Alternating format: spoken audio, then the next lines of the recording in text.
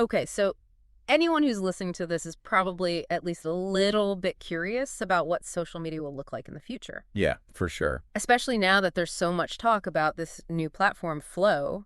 Right. Well, we've got some interesting stuff to dig into today. Definitely. We've got excerpts from this report titled Flow, a new era in social media, and also some early user reviews. Awesome. We even have some articles that break down Flow's potential impact. So Yeah. we're going to do a deep dive into what Flow is, why it's gaining popularity, and what it might mean for the future of social media, especially for those of us who are tired of the same old, same old. It seems like Flow is really making waves, and for good reason, I think. Yeah. Because it's really trying to solve some of the biggest problems that people have with traditional social media.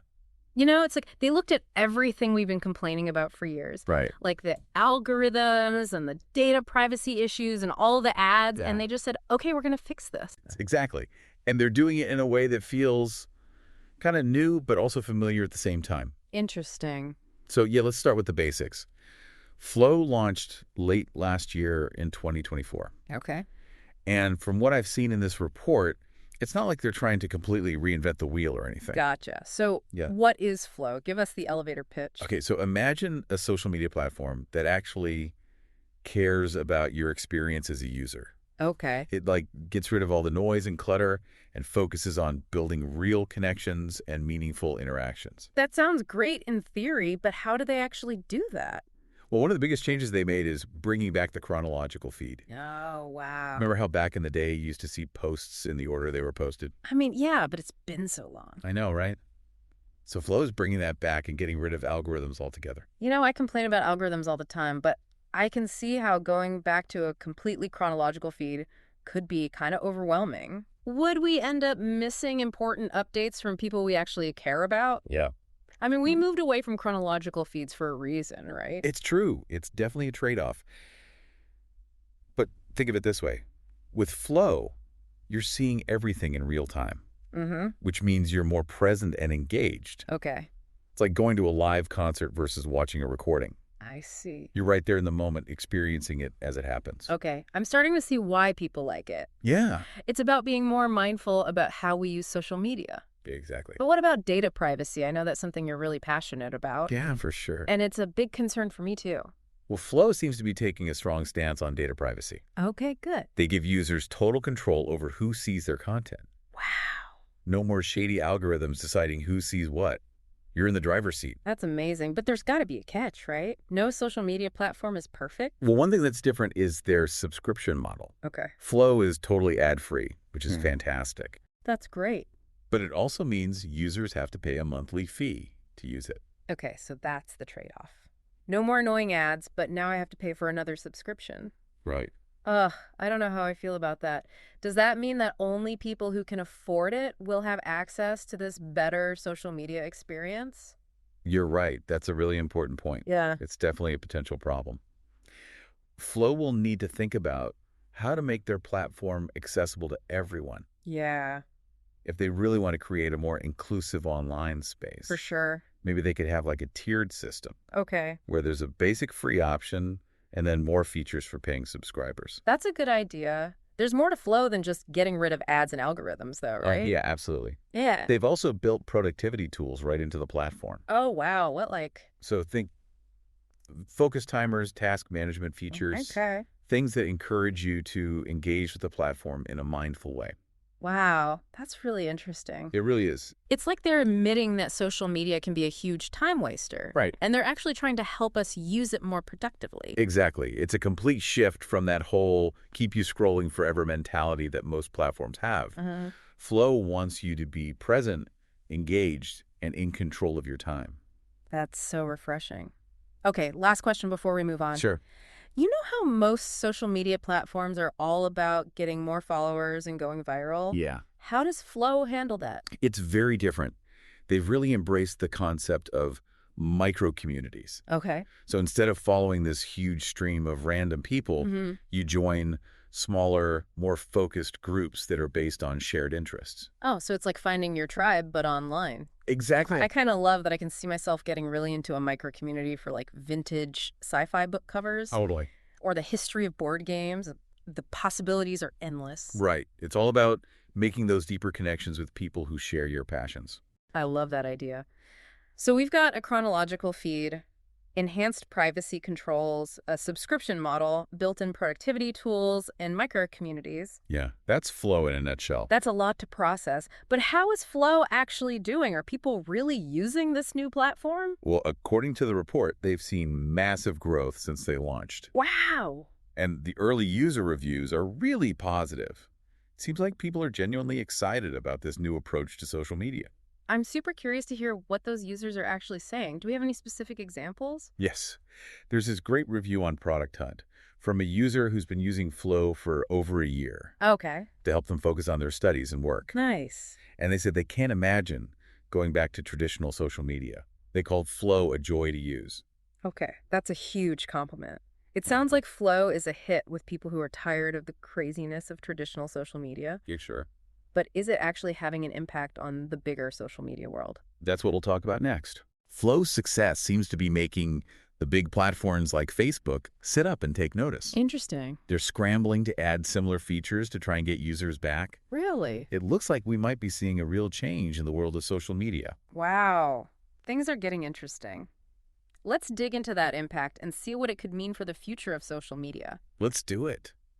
You know, it's almost like Flow is this warning sign. Oh, interesting. Its success is saying that people really want something different. Uh-huh. A social media experience that puts users first Okay. and values genuine connection instead of just profits and endless growth. So are we seeing the beginning of the end for social media as we know it, like the kind that's driven by ads? It's Flow the David to the Goliath of Facebook and Instagram. Yeah. It might be too early to say who's going to win, Okay. but Flow is definitely shaking things up. The big platforms are trying to add similar features. Really? Yeah, like chronological feeds and better privacy controls. But can they really capture what makes Flow so appealing? That's a good question. It's one thing to copy features, but it's another to actually change your values and priorities. Right. It's like when those big soda companies started making their own healthy drinks. Uh-huh. Sure, they tasted kind of similar, Yeah. but they were still basically the same old sugary drinks underneath. That's a great analogy. Yeah. It'll be interesting to see if these big platforms can really change, Yeah. or if it's just a surface-level makeover. But, we should look at this from all sides. Okay, let's play devil's advocate. Yeah. What are some of Flow's weaknesses? Well, one big challenge is scalability. Okay. As more users join, it's hard to keep that same level of quality and close connection. How do you keep that sense of community as it grows bigger? Yeah, it's like if your favorite little bookstore suddenly became a huge warehouse, Exactly. you might lose that feeling of discovery and personal connection. Right. And then there's the subscription model. Yeah. It gets rid of ads, which is great, Uh-huh. and it lets Flow focus on the user experience. Right. But it also means that some people might not be able to afford it. That's the thing I keep coming back to. It's a tough situation. Yeah. On the one hand, I want to support a platform that's doing things differently, Right. that's putting users first. Uh-huh. But then on the other hand, I don't want to create a situation where only people with money can have this better social media experience. I see what you mean. Oh. It's a valid concern. Maybe Flow could try different things, Yeah. like partnering with nonprofits or schools Okay. to offer cheaper access for certain groups. Yeah. Or maybe they could do a tiered system where there's a free basic version Right. and then more features for paying subscribers. Those are some good ideas. It seems like Flow is still a work in progress, Definitely. but I appreciate that they're at least trying to tackle these issues head on. Yeah, it's still early days, Yeah. but it's exciting to see a platform pushing the boundaries and challenging how things are done. Mm-hmm. It makes us rethink what social media could be. Let's zoom out for a second and think about the bigger picture. If Flow keeps growing, what kind of impact could it have on how we interact online? That's where things get really interesting. Okay. Flow's success could start a ripple effect across the entire digital world. Wow. We might see a shift toward platforms that are more decentralized, Okay. more community-driven, Uh-huh. and that put user well-being and data privacy first. It's like a whole new way of thinking. Imagine if online interactions were more intentional, Yeah. more meaningful, and less controlled by algorithms and advertising. Right. I'm actually starting to feel optimistic about the future of social media. Me too. Flow shows us that there's a different way to do things, Yeah. a way that puts human connection before corporate profits. Right. But it's not just about Flow. Okay. It's about the choices we make as users. Uh-huh. Do we keep supporting these ad-driven platforms, Right. or do we demand something better? For the longest time, it felt like I had no choice but to play by the rules of these big platforms. I know what you mean. But Flow shows us there are other options. It's Oh, empowering. it really is. And it's not just about which platforms we use. Okay. It's about how we use them. Hmm. Are we being mindful of our time and energy? Right. Are we having conversations that matter? Yeah. Are we creating things that make the world a better place? It's like we need to step up our social media game. Yeah, Be more intentional and responsible. exactly. I'm ready for the challenge. But let's be real, Flow isn't perfect. Right. There are still risks and things to worry about. Of course, one risk is that flow could become too closed off, Okay. too focused on its own little world. If it doesn't find ways to work with other platforms and services, Yeah. it could end up isolating itself. Yeah. Imagine if you could only talk to people who are also on flow. That would be a step backwards. It would be like building this beautiful park, Uh-huh. but then putting a fence around it and charging people to get in. Exactly. You'd be leaving a lot of people out. So flow needs to find that balance between keeping its own identity Right. and being connected to the rest of the digital world. I see. They need to figure out how to be part of the bigger picture without giving up their core values. Another thing I'm worried about is echo chambers. Oh, yeah. With all these micro communities, Right. could Flow accidentally create spaces where people only talk to others who already agree with them? That's a good point. Wouldn't that limit people's exposure to different perspectives and critical thinking? That's a valid concern, and it's Yeah. something flow needs to be proactive about. Yeah. Maybe they could add features that encourage people to interact across different communities Okay. or promote content from different viewpoints within those micro communities. Hmm. The key is to encourage healthy debate and discussion Right. without losing that sense of belonging and shared purpose that those micro communities provide. It's a tricky balance to get right, It is. but I have to say I'm impressed with how Flow is approaching these challenges. They seem to really care about creating a more positive and fair online experience. It's refreshing to see a platform that's actually trying to make a difference. So where do we go from here? What's next for Flow? What are they planning for the future? Well, from what I've read in the report, it seems like they're not just sitting back and relaxing. Oh, so they're still working hard.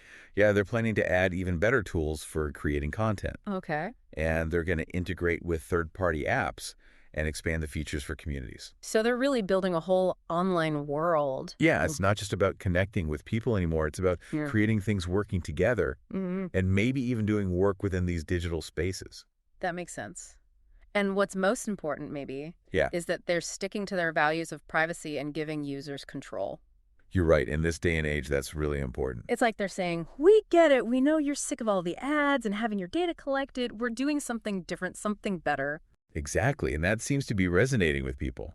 Yeah, but let's think about you, the listener, for a second. Mm-hmm. Because in the end, what really matters is how you experience social media.